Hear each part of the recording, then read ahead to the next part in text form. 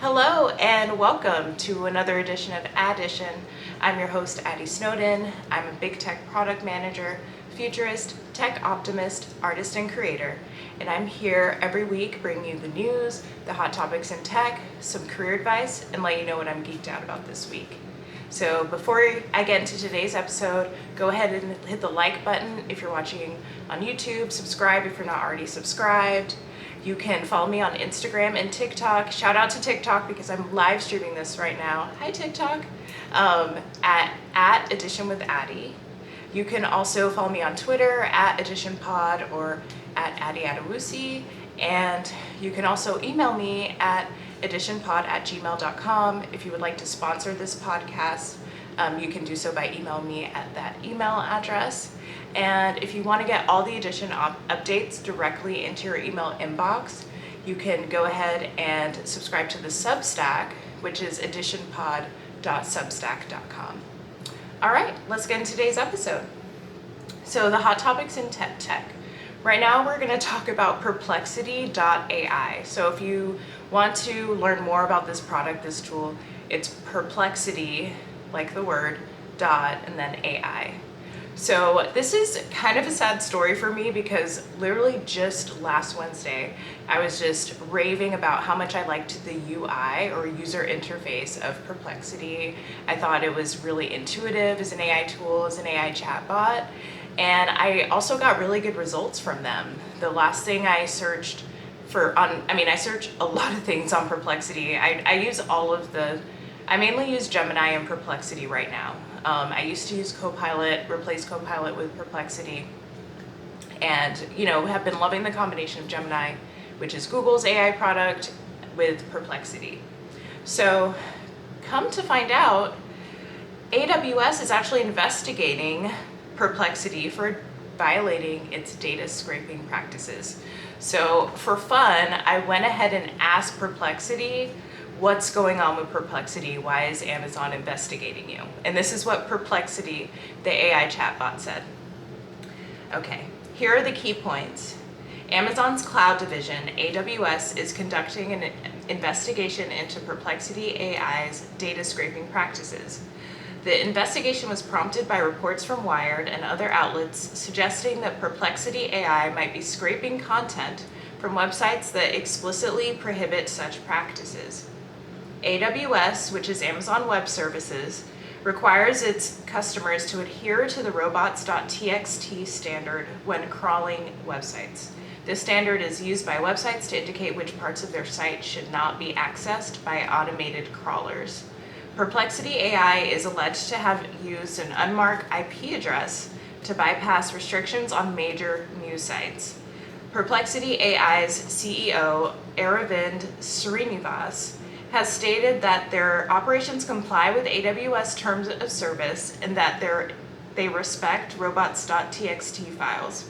The investigation is ongoing, and AWS has emphasized that its terms of service prohibit customers from using their services for any illegal or abusive activities.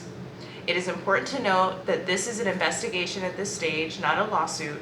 Amazon was reviewing the claims to determine if there have been any violation of their terms of service by Perplexity AI. So that is what Perplexity told me about its own investigation. Because I had done research already, this was actually an incredibly thorough overview, and it also provided all the reference links to the Wired article. There's an ABC News article. So they have all of the links, and that's something that I really like about the platform and the tool. But yeah, this was kind of devastating to me because I'm like, oh, their AI is good because they potentially, allegedly, are violating Robots.txt file standards. So if you don't know what Robots.txt is, every website has basically this sheet. I forget whether it's in HTML or XML, whichever, some kind of basic code type platform, where they write up whether they want their website or web page to show up on Google, to show up on AI. They expanded it recently to, you can indicate whether you want your website to, be scraped by an AI tool. And, this isn't necessarily a good or bad thing. It's just maybe you just don't want to include it in the, historical record, whatever. But So AWS is investigating whether Perplexity is breaking this or not. So Perplexity, or they're basically accusing it of scraping Condé Nast, which is a huge magazine and media conglomerate. So things that would be like paywalled, that you'd have to pay to read the article or subscribe to read the article. Those are things that they're potentially alleging that Perplexity is scraping from, and potentially could explain why their answers and responses are so good. So I'm going to be following this pretty closely. I'm not sure how this is going to turn up. I'm really curious whether Perplexity just has a really good, AI, or if they're cutting corners and violating some terms. So we shall see. All right. So next is the career segment. So I've been deep diving into the 15 commitments of conscious leadership. If you haven't, go back 2 episodes, I go through all of the 15 commitments, and I also have a link in the show notes to a summary as well as the book of the 15 commitments of conscious leadership. As I mentioned before, these following and committing to these 15 commitments have changed my professional and personal life for the better.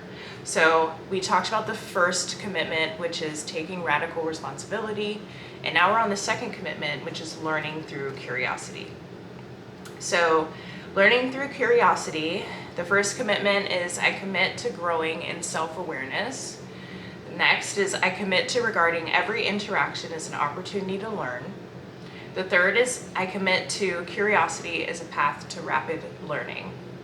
So I commit to growing in self-awareness. So a lot of people like to think that they're self-aware, right? And then as soon as somebody gives them feedback or criticism, they immediately get defensive. And I think the spirit of this is being okay taking feedback and listening to criticism. And just because I'm listening to criticism about me, it doesn't mean I have to believe it or take ownership over that for myself. But I at least need to be open to it and think, you know what, why would someone think that? Is there something about me that I'm doing that is indicating that this is true in any way?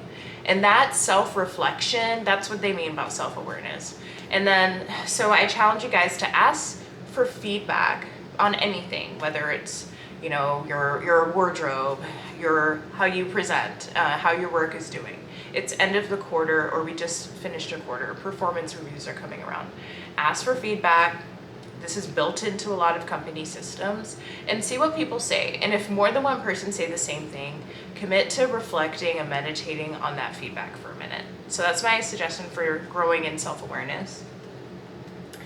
So the second commitment is committing to regard every reaction as an opportunity to learn. And when they say every interaction, they mean every interaction. So, for example, today I was ready to start the podcast, and my lovely wife was running a bath for herself. I could have been really frustrated about that and being like, this is affecting my sound, I'm not ready to record. But guess what came out of that? I was killing time on TikTok and had the idea, you know what, why don't I live stream while I'm recording these podcasts now that I'm recording on a DSLR instead of a phone? Amazing. And now I have people watching, me live stream this podcast and can pop in, pop out. And that's something that never would have occurred to me if I had just started on time. So my suggestion here is ask what is something after any interaction, especially an interaction where I'm feeling unsettled. Ask, what is something I know now that I didn't know before? And there's something new now. Now I know that I can live stream a podcast. I literally never thought of that before. But think about anything. You have a bad meeting at work, or you thought it was a waste of time, or it could have been an email. What's something you know that you didn't know before? Maybe you know that the person who schedules that meeting has unstructured meetings. Maybe next time you say maybe or decline the meeting. That's valuable information that you wouldn't have known if you didn't reflect and think about what's something you can learn. All right, so the next commitment is I commit to curiosity as a path to rapid learning. So my recommendation here is just to follow your curiosity. I hear people have ideas all the time. Like they think, oh, I wish I could, enter a cupcake competition, or I wish I could learn that new lasagna recipe, or I wish I could go to Paris, or I wish I could travel more. And just commit to your curiosity. Like, it doesn't mean like everyone doesn't have the financial means to do these things, but let's say you've been wanting to travel to France. Every county in the US has a local library. Go read some travel books about France. You may get some advice on how to travel for way cheaper than you think, volunteer opportunities, things like that. Just follow your curiosity as opposed to just like shoving it in a corner and thinking like, oh, this is stupid, that's a waste of time. So those are the 3 commitments for learning through curiosity. 1, I commit to growing in self-awareness. 2, I commit to regarding every interaction as an opportunity to learn. And 3, I commit to curiosity as a path to rapid learning.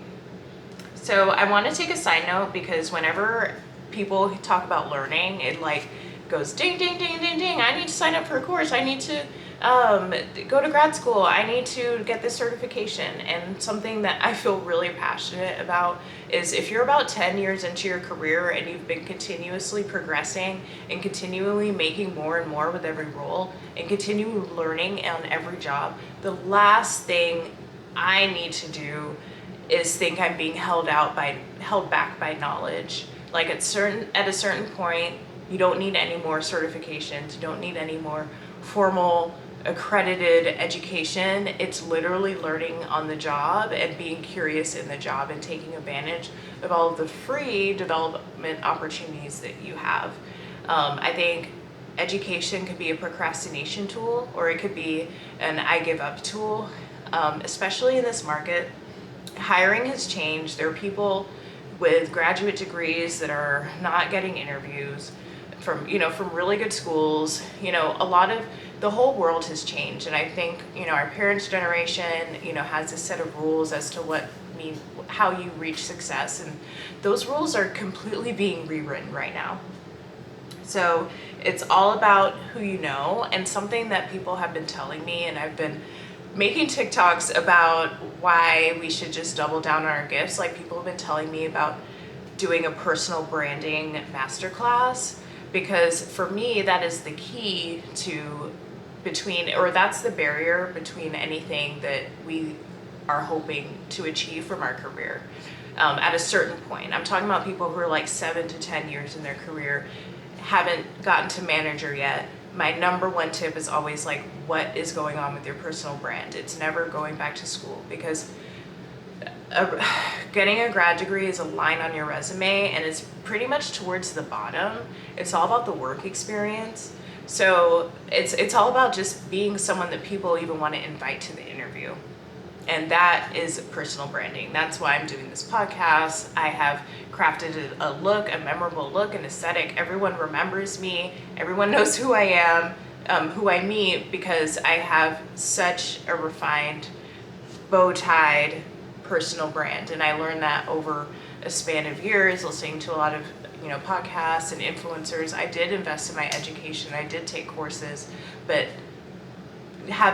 taking courses like alternative courses, like personal branding courses or podcasts or reading books about it, is very different from going into debt for $100,000 to add another line on my resume. So I highly recommend that. Oh, hi, Auntie. Hey, twins. Hi. Can't wait to hang out with you this Six Flags weekend. We're super excited.